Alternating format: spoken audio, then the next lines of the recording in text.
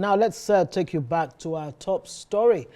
President Bola Tinubu has approved the sale of crude oil to Dangote and other refineries using the local currency, and that's the Naira. The move aims to reduce Nigeria's heavy reliance on foreign exchange. Now let's cross live to our Lagos studios and speak to petroleum energy consultant Toyin Akinosho. Thank you very much for joining us on Newsnight. I mean, how this has been described as a true game changer for the Nigerian economy. Speak to us about your thoughts and how this will impact, the economy. Well, good evening. Thanks for having me. I think that we have to applaud the government first for at least having what you might call meaningful thinking. But also, we also need to be very cautious that this is a whole lot of work in progress. This is uncharted territory. None of us has been here before. So it looks on the face of it like a good idea. The figures that I'm getting from the story, the news that you have read and the news that I've read is that our forex, demands, are roughly $660 million every month for this particular commodity or this set of commodities. And we're going to get down from that height to $50 million. And well, but there's always a trade-off in these things, there are people who worry that when you have a figure like 450,000 barrels showing up again, my sense is that sort of figure has been overwritten by the whole idea of having what we call domestic crude supply obligation in the PIA.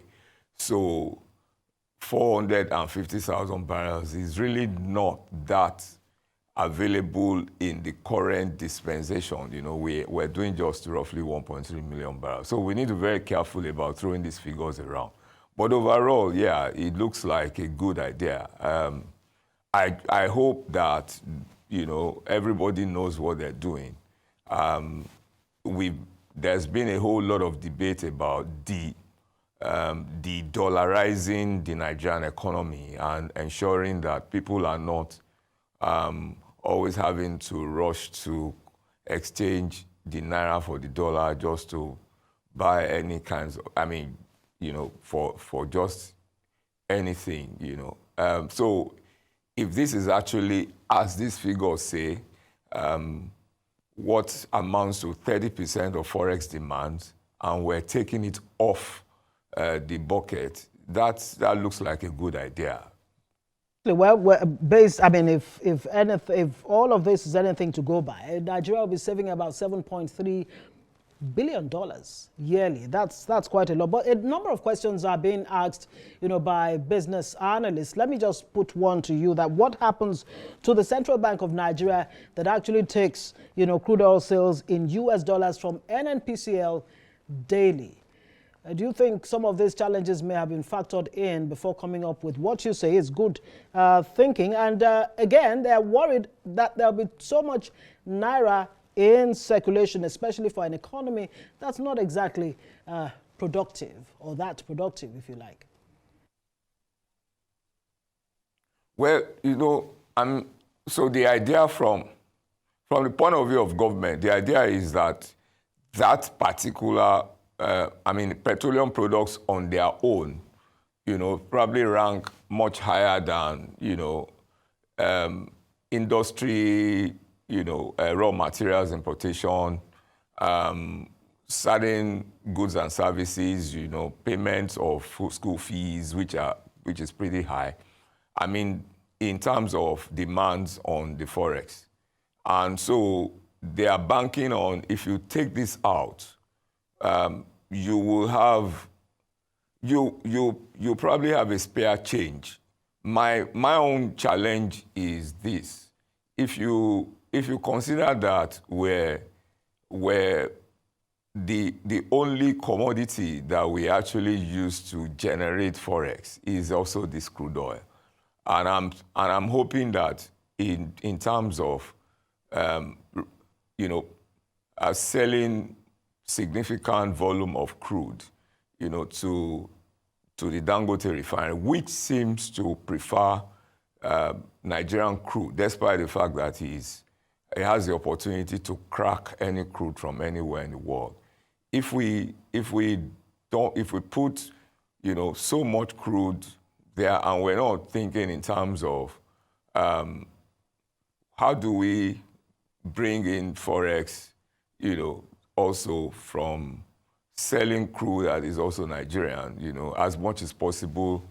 And, I think that we need some kind of audit.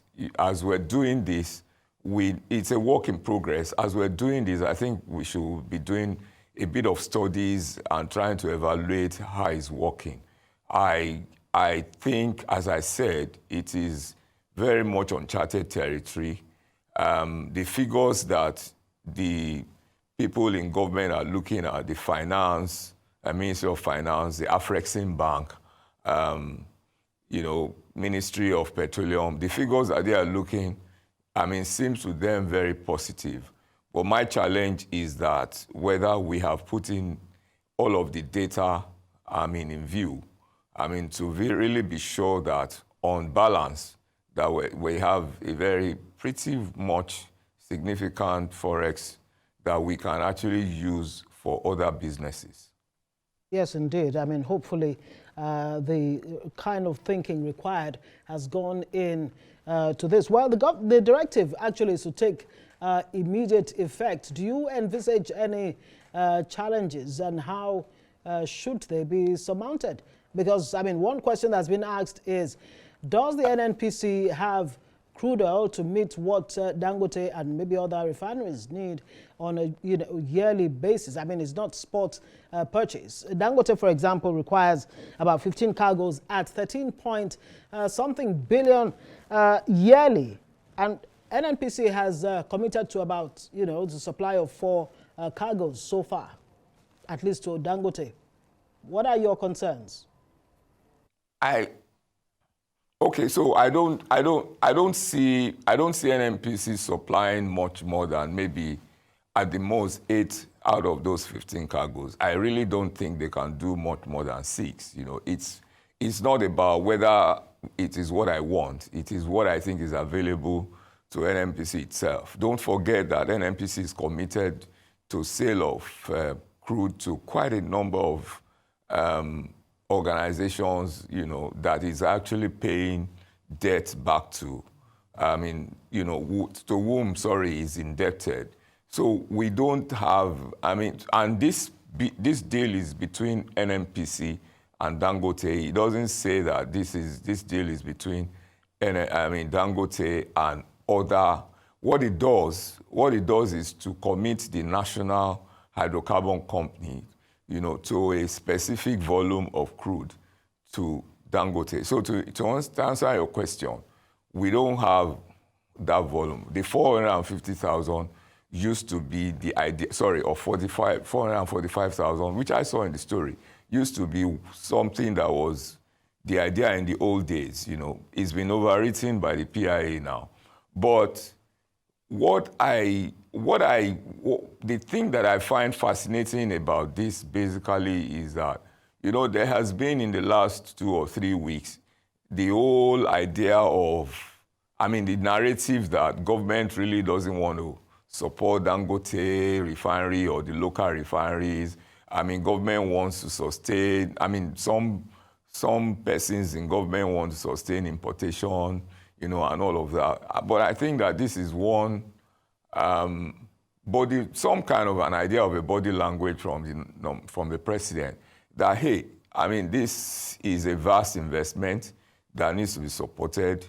And okay, so let me quickly go to where you said, because it's important that we forget about all the emotion about these things and deal with certain facts. So you did say that this is going to start right away. No, it's not going to start right away. We haven't gotten to the point where Dangote is actually producing PMS. That refinery, in terms of regulation, in terms of processes of audit process that the regulator is going through, is in phases, and I don't think that this transaction will actually begin to take effect until roughly October. So we're looking at, when they say 6 months, we're looking at the October to March window. That's number one. The second thing is that that basically leaps out to me. I don't know whether I should be worried about it. Is that the foreign exchange, the forex, the exact foreign exchange will be frozen, for that period of time. I don't know whether it will be frozen especially for this deal, or that is what is going to happen for the entire economy. Those are some of the questions that I'm looking for answers to. But otherwise, it looks sound on the surface. The thing that some people are worried about is that, are we actually guaranteed a certain quality of products on a sustainable basis from Dangote? I think that there needs to be, that those conversations probably are going on. Very important conversations. So generally. Yeah. Very important point you raised there. Toyin Akinosho, I have to say thank you very much for joining us. Petroleum and energy consultant joining us from our Lagos studio.